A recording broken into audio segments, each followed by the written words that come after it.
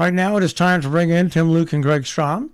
Appraise this. They are the frickin' frack of Nick and Knack. Treasure Quest Appraisal Group is where you can find them, tqag.com. And we say good morning to the frickin' frackers. Hello. Good morning. You just get fricked today. Oh, no frack, huh? He's under the weather. He's feeling a little under the weather, so he's sleeping in. So I said, sleep in. I got it. No worries. No problem with that. I woke up this morning I went to bed early. I went to bed at 6:30. I was tired, and have you ever had a dream that's almost like you're watching a movie, and I got up around midnight. Yes. And then I went back to bed, and I went back to the same place in the dream and picked it up. And I was right near the end of this dream. And it was time to get up and go to work. Yes. I'm like, wait, I want to know how this ends. That's exactly right. See the ending. Yeah. Yeah, well, I know that Greg was up late. He was watching The Crown, and I had to go to sleep. I went to bed early because, I'm still working. There's something about that. Well, I want to go. We've got some very interesting stories here. Christie's in France, the personal collection of Herbert de Da Vinci, sold $86 million. Yes, there was a great article that I was reading yesterday, and it had a photograph of the entire Christie's Paris and Europe staff, because they were saying that it was an amazing sale, 100% sold, went way above the estimate, and I think it's one of the highest, if not the highest, single owner sale in France. So like art and collections and things like that, really just so successful. There were so many people, but it was also, I think what drove the whole thing was that there was such a wonderful, almost curated groupings of items. And I think from a designer's eye, it's, whether it was artwork, furniture, furnishings, just a variety of different things, but pulled together beautifully. And I think that the market responded to it. What I'm seeing more and more, and I'm learning as I go inch by inch, is that when you sell a set of complete works, or you sell things that basically are collections of one person's collection, focusing in on that one person, it seems those lots seem to bring bigger amounts. Right, with the caveat that one person should be likable, desirable, popular, because it is the way that it's been curated, and it's the way it's been put together. And I think that when you have a popular, iconic individual like Givenchy as a fashion designer, as especially making a name in France, there's just undoubtedly that when they're items, especially when they're just wonderful items, because that also makes a difference. However, you look at Marilyn Monroe, and there was a sale of just all of her kitchen stuff, and that went crazy as well. So, again, it has to be a popular, iconic individual, and then really it's almost whatever it is, people just want a piece of it so that they can say that they're just as fashionable as Givenchy. Kitchen stuff, Marilyn, she never touched anything in the kitchen other than. Of course she didn't. That's the irony, is that, and pots and pans have sold for $20,000 and $30,000. They're $30 and 50 cents, and I get a garage sale. I'm just imagining what was how much it. I guess she was wealthy, and so she probably had a well-stocked kitchen. But still, I sit there and I say, kitchen things, Marilyn Monroe. I can understand wardrobe, shoes, sure, things like that, jewelry, but kitchen items, wow. But when they did her single owner sale, there was all sorts of. This was a while ago. This was around 2000. They did a single owner. Just it was a collection of there was like the Maryland Treasure Trove, and whoever had purchased, and I forget where it was coming from, but it was coming directly from her estate, because after she passed, there was an estate sale of some of her items, and whoever was doing this whole sale, that's where they purchased most of the stuff. And at that point, it was not as 24-hour news cycle kind of, 15 minutes of fame-ish. It was just the sale of her stuff, and nobody really paid attention. But in this particular, I still can see the catalog. It's an assortment of kitchen cookingware. I estimated at like eight to 1,200, and it sells for $20,000 or $25,000. But somebody just wanted to say that they cook, and you're right, Marshall. She never cooked. It was just something that was in her kitchen. Yeah, because you can't even say. George Washington was here with it, She probably never ate at home at all. No, but anyway. Washington never slept there. No, never. Even though he probably would have. All right. Right. Exactly. One president to another. All right. I thought we were done with the Platinum Jubilee in Britain, but we're not, because there's an auction coming up, the Platinum Jubilee auction in about a week or so, and in it is a painting by Francis Bacon depicting another painter, which is expected to go for a hefty sum of $60 million. Oh, yes, and look, the Platinum Jubilee season is something that's, of course, being celebrated. I mean, also the longevity on the throne. And we had talked about this, that Sotheby's has a whole group of auctions that are planned around it just to help celebrate it and what's going on. I think that is something that helps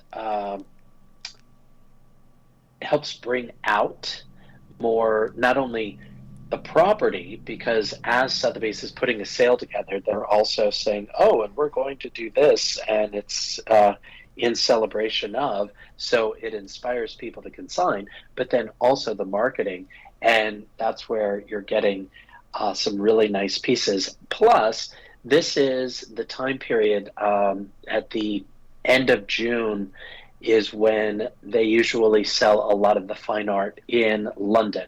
So this is, I know Phillips has been doing a number of sales the last couple of, within the last 2 weeks, and I've been watching those in London and also in Hong Kong.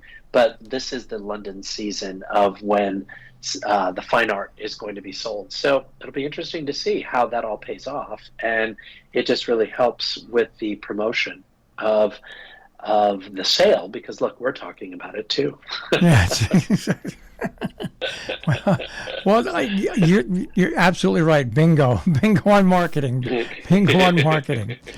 This is an interesting story, and I know that Greg would appreciate it. The co-winner of the 2021 Nobel Peace Prize, an editor of one of Russia's last major independent newspapers, auctioned off his Nobel medal for $103 million. And you know what that money's going for? What? Children and in need in Ukraine, in the war in Ukraine. Oh, that's wonderful. $103.5 million they're auctioning off. He's auctioning off that. It's going to benefit UNICEF's humanitarian response to displaced children. Heritage Auctions is doing that. And I didn't think you could sell Nobel Prizes like that. Oh, those you can. And they have come up throughout my tenure in this business. I've seen pieces like that come up. But this, I think, because of the direction of where all the proceeds were going, I mean, just saying that all the proceeds were going to go, to help and what it was going to do. I mean, talk about an opportunity to really utilize your public persona to make a difference. and this is a record for a Nobel Peace Prize or a Nobel Prize to be sold at auction. So this is something. It has all of the components, and I think that people really get behind it because they also realize where the proceeds are going. So this also begs the question whenever we're doing appraisals and we're looking for comparable sales, this becomes a one of those sales that are really as an anomaly. It's not considered just a regular sale because people are motivated by the fact that the proceeds they're going to give and that money is going to go to do some good in the world. So it's another way of just really making a difference. All right, and this I've got to ask you about because I get a little scared when I hear the word deregulation. We Mm-hmm. saw that it seemed like a great idea with the phone companies to deregulate the phone company and rid AT&T of its monopoly. And ever since then, all things have gone to hell. In New York, the auction houses are being deregulated. Yes, Now, right. seriously, what possible good can come out of deregulating them, or is there good that can come out of it? Well, and that's going to be the question. Um, so let me take you back 30 years when I started, when I was working at Christie's, and we had to get our auctioneer's license. Now, the licensing of auctioneers and auction houses, you have to go to the Department of Consumer Affairs. But it was also the same. We were in the same area, the same building, and you stood in line with the hot dog vendors and all of the, if you were applying for a license for street sales, street vendors.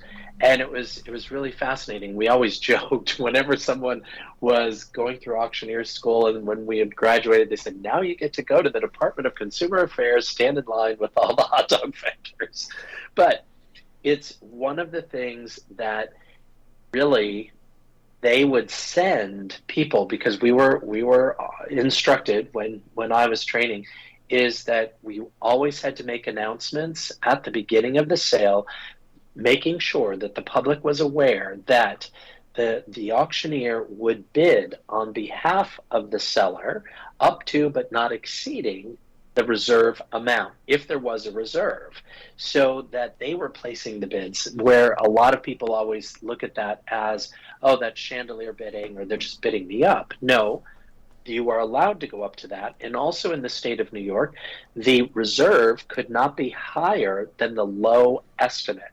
So a lot of times we would say, let's just go one or two increments below the low estimate so that the piece sells. Let's be conservative, and 90% of the time that worked. However, there would be people from the Department of Professional Licensing and Consumer Affairs there that would come in and would watch sales, and they, if they wanted to, could go into the bid room. They could take a look at that. You had to open, be transparent and show them that this is how you were operating. Now, with all that changing, it's time will tell, because there are municipalities, there are places throughout the country where there are no licensing requirements for auctioneers. So it does work in other parts of the country, but I think, especially in New York, and with such big amounts of money that's being transacted, the other thing that was always transparent is if a piece had a guarantee, that there was somebody who put up the money to guarantee that this would sell, and if it went above, then that individual made money. If not, they purchased the piece. But they also, you had to mark that off in the catalog, and I think all of that goes away. Now it's just there is some detriment to the public, which I don't think a lot of auction goers really understand, because we don't deal in that level. But I think that there will be some, I think as I said, time will tell, and I hate to look in the crystal ball and say, oh, this is a good thing or this is a bad thing. I think we just have to play this out and see, and if it needs to be changed, then I think that they will change it. But it is interesting that they chose to get rid of all of this. Now, was this an impetus of the state or an impetus of the auction houses? I think that it was it was the city, because it Okay. would have been, it was, your license was only good in the city. So this would have been a city decision, not a state, because in New York State you don't need to be licensed as an auctioneer. But see, each city, each municipality may have some sort of regulation that if you are doing an auction within their township or within their borders, then you either have to register.